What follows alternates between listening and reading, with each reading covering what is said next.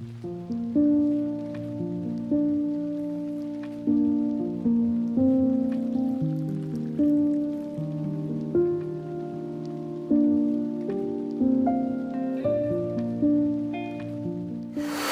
बांझपन आपकी निसंतानता का कारण हो सकती है। नमस्कार, मैं doctor Vidushi Jayala Jain, obstetrician and gynaecologist and infertility specialist हूँ। और आज हमारी आईवीएफ सीरीज़ में हम जिस टॉपिक के बारे में बात करेंगे वो है मेल इनफर्टिलिटी या पुरुष बांझपन। जब एक कपल 1 साल तक यौन संबंध धारण करता है और गर्भ धारण करने की कोशिश करता है, लेकिन अगर वो 1 साल के बाद भी विफल होता है, तब हम ऐसे कपल को इनफर्टाइल कपल का लेबल लगाते हैं। मतलब कि हम कहते हैं कि कुछ ना कुछ कमी है या तो स्त्री में या पुरुष में कि ये कंसीव नहीं कर पा रहे। ऐसे कपल्स को आगे चल के सारी जांचें करवानी पड़ती हैं और उसके बाद कारण का पता चलता है।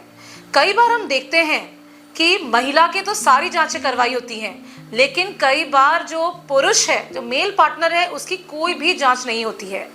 लेकिन जैसे जैसे डेवलपमेंट हो रहा है, जैसे जैसे जागरूकता बढ़ रही है, आजकल हम देखते हैं कि जो आदमी है वो भी काफ़ी इस चीज़ के बारे में जागरूक हो गए हैं। और पहले का जो सोशल टैबू था कि अगर कोई कपल निसंतान है तो ज़रूर महिला में ही कमी होगी, ये चीज़ अब आजकल हमें कम सुनने को मिलती है।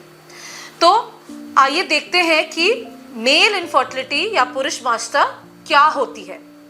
तो ये कपल जो 1 साल से कोशिश कर रहा है कंसीव करने की, जब इनके मेल पार्टनर का हम सीमन टेस्ट करते हैं, उसको कहते हैं सीमन एनालिसिस, और इसमें हम काफ़ी चीज़ें हैं जो हम उसकी स्टडी करते हैं। सबसे पहले चीज़ है कि जो स्पर्म है उसकी क्वांटिटी, मतलब कि स्पर्म कॉन्सेंट्रेशन कितना है।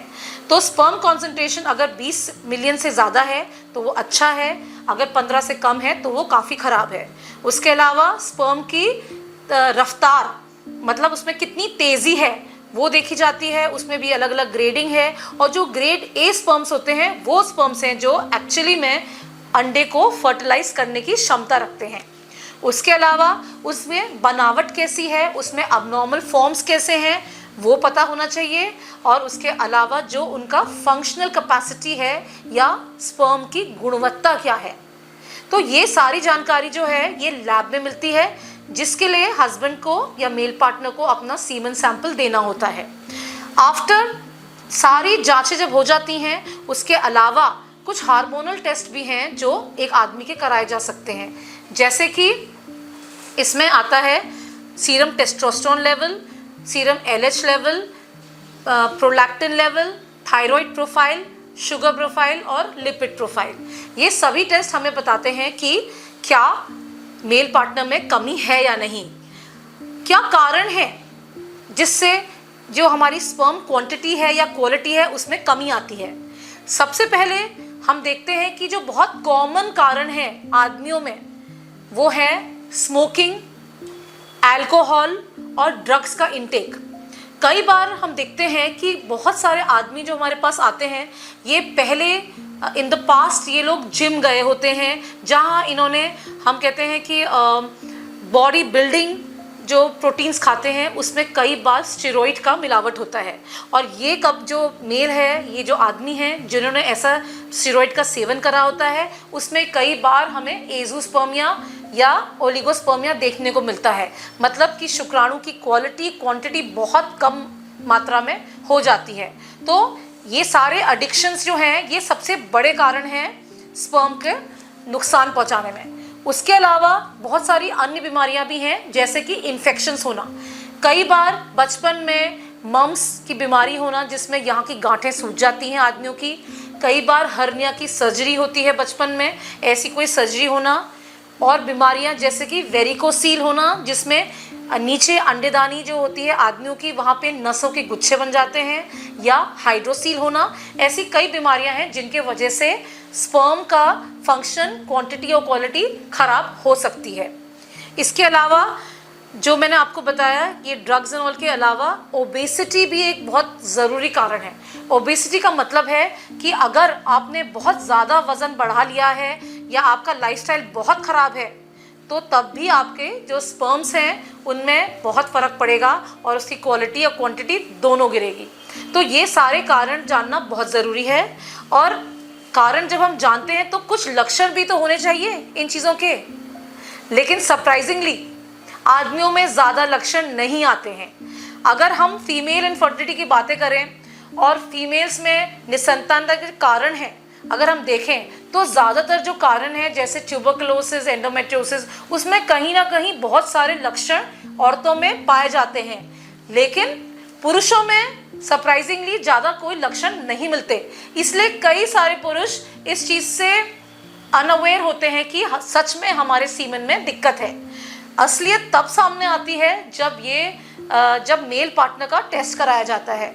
इसीलिए ये ज़रूरी है कि हम अपना लाइफस्टाइल अच्छा रखें, और अगर कोई कपल कंसीव करने के लिए या संतान प्राप्ति की कोशिश कर रहा है तो वो अपना सीमन टेस्ट सबसे पहले कराए। जब कारण मिल जाता है और हमारे सारे टेस्ट हो जाते हैं, उसके बाद आती है बात कि ट्रीटमेंट कैसे करा जाए। सबसे इम्पॉर्टेंट बात यह है कि ट्रीटमेंट में पहला नंबर का आता है लाइफस्टाइल चेंजेस। अगर आप स्मोकिंग ज़्यादा करते हैं, अल्कोहल ज़्यादा पीते हैं, तो ये दोनों चीज़ें क्या करती हैं, आपके स्पर्म की गुणवत्ता कम करती हैं, क्योंकि ये अंदर जाके उसके डीएनए को डैमेज करती हैं और ये शुक्राणु फिर आगे चलकर एग को फर्टिलाइज नहीं कर पाते और आपका बेबी नहीं होता है। तो सबसे पहले स्मोकिंग कम करिए, अल्कोहल कम करिए, अगर किसी और ड्रग का सेवन करते हैं तो उसको कम करिए। इसके अलावा अगर आपका कोई ऐसा व्यवसाय है जिसमें बहुत ज़्यादा गर्मी है या आप केमिकल एक्सपोजर है आपको, तो आप अपना काम चेंज करिए या अपना केमिकल एक्सपोजर या हीट एक्सपोजर भी कम करिए, राइट। उसके अलावा थर्ड थिंग है अपना पहनावा। कभी कभी बहुत ज़्यादा टाइट क्लोथ्स की वजह से भी आदमियों में भी दिक्कत आ सकती है, और इसलिए अपने कपड़े ढीले पहनिए। अदर देन दैट बाकी ट्रीटमेंट जो है वो आपकी जांचें हुई हैं, अगर उसमें कोई कमी है, जैसे कि आपका टेस्टोस्टेरोन लेवल अगर कम है, या आपका थायराइड लेवल ख़राब है, या आपको डायबिटीज़ डायग्नोस हो गई है, या आपका लिपिड ज़्यादा है, तो इस तरीके से आपकी जितनी बीमारियां निकली हैं उनका भी इलाज करा जाता है, जिनके लिए कई सारी दवाइयाँ उपलब्ध हैं। ये दवाइयाँ एक तो बीमारी की जड़ तक जाके उसको ठीक करती हैं, उसके अलावा हमारे पास बहुत अच्छी अन्य दवाइयाँ भी हैं जिन्हें हम एंटीऑक्सीडेंट्स कहते हैं। ये एंटीऑक्सीडेंट जो हैं मल्टीविटामिन्स होते हैं और ये आपके शुक्राणु की गुणवत्ता बढ़ाते हैं, और जो कारण हैं जैसे स्मोकिंग, अल्कोहल, ड्रग्स और अदर केमिकल अफेक्ट जो हो गए शुक्राणु पे, ये उसको काटते हैं और एक अच्छा फंक्शनल स्पर्म पैदा करते हैं। इसके अलावा बहुत सारी अन्य दवाइयाँ हैं जो स्पर्म की मात्रा बढ़ाती हैं, जिससे एक औरत को, जैसे हम अंडे ज़्यादा मात्रा में बनाने के लिए ओव्यूलेशन स्टिमुलेशन करते हैं, उसी तरीके से कुछ हमारे पास दवाइयाँ हैं जो स्पर्म का नंबर और क्वांटिटी भी बढ़ाती हैं, साथ साथ में इसकी क्वालिटी और गुणवत्ता भी इम्प्रूवमेंट करती हैं, और इसके जो रफ्तार है वो भी बढ़ाती हैं। तो जब इन सारी दवाइयों का कोई आदमी सेवन करता है और अपना लाइफस्टाइल अच्छा करता है, प्लस रेगुलर एक्सरसाइज और अपना वज़न कंट्रोल में करते हैं, तो ऐसे जो पुरुष होते हैं वो अपनी वाइफ को एक गर्भ धारण करने में सफल होते हैं। इसके अलावा अगर कोई पुरुष वेरिकोसील या हाइड्रोसील या और भी कोई बीमारी से, सर्जिकल बीमारी से ग्रसित होते हैं, तो उन्हें सर्जरी भी करानी पड़ सकती है। कई बार हम देखते हैं कि वेरिकोसील सर्जरी के बाद या हाइड्रोसील सर्जरी के बाद स्पर्म क्वांटिटी और क्वालिटी में बहुत अच्छा इंप्रूवमेंट देखा गया है। तो अगर आपके अल्ट्रासाउंड में बिल्कुल मिनिमल है तो तब तो आप दवाइयाँ लीजिए, लेकिन अगर ज़्यादा ग्रेड का वेरिकोसील है तो आपको उसके लिए सर्जरी भी करानी पड़ सकती है। उसके अलावा और चीज़ें हैं जैसे नई तकनीकें जिसको हम कहते हैं IUI। IUI एक ऐसी तकनीक है जिसमें हम जो स्पर्म है, जो सीमन हम लेते हैं लैब में, उसको हम वॉश करते हैं, प्रोसेस करते हैं, और हमारे पास ट्यूबल फैक्टर्स होते हैं, फ्लूइड्स होते हैं जो आप समझिए कि जो स्पर्म की गुणवत्ता है उसको बढ़ाते हैं और एनर्जी देते हैं स्पर्म को। तो जब स्पर्म लैब में वॉश होके और प्रोसेस करके आता है, उसको जब हम योनि के अंदर गर्भ में डालते हैं, तो ये स्पर्म अंडे को प्राकृतिक तरीके से नेचुरली फर्टिलाइज करने में ज़्यादा सफल रहता है। तो इसको कहते हैं हम IUI।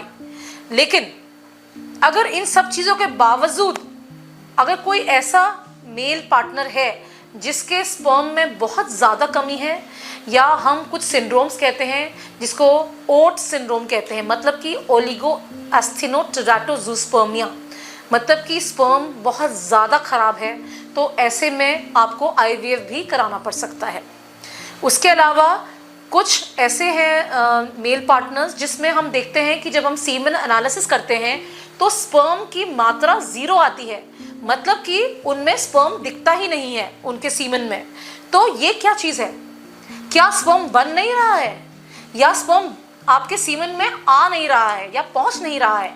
तो ये जो प्रॉब्लम है इसको हम एज़ोस्पर्मिया का नाम देते हैं, और इसके भी बड़े कारण होते हैं। इसमें हम कहते हैं कि कई बार ऐसा होता है कि आपके टेस्टिस में स्पर्म का प्रोडक्शन हो ही नहीं रहा है, जिसको टेस्टिकुलर फेलियर भी कहते हैं।